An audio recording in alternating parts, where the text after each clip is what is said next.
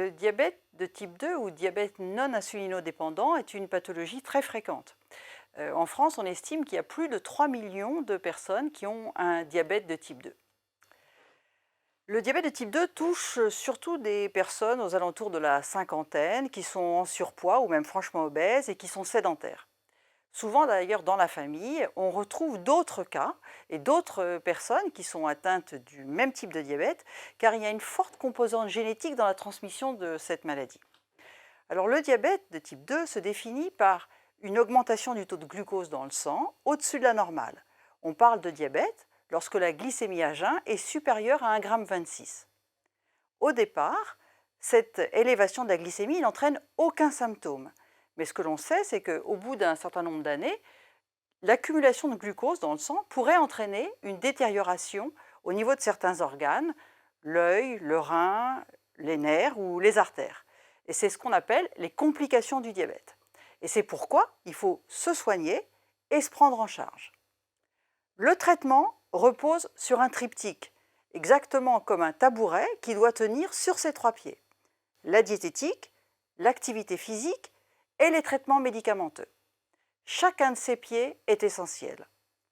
La diététique repose sur un régime équilibré, en fait le même régime que n'importe qui doit suivre dans la population générale.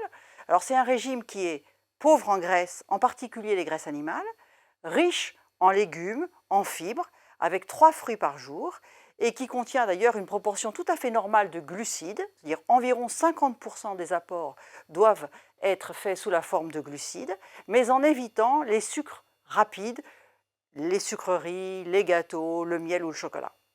L'activité physique, elle aussi, est à peu près celle qui est recommandée pour la population générale.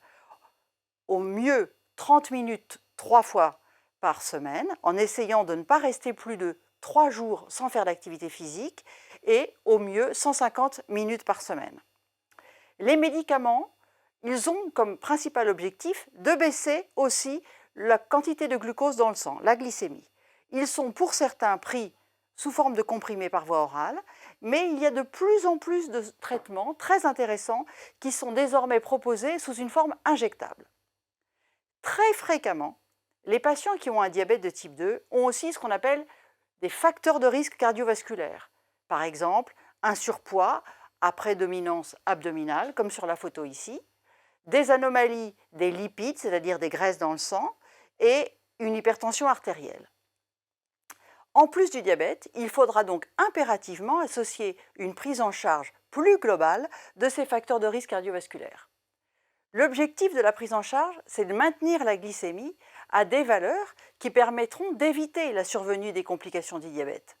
Mais c'est parfois difficile, et c'est la raison pour laquelle une vraie discussion entre le patient et le médecin est essentielle pour fixer des objectifs communs et s'accorder sur les moyens pour y parvenir.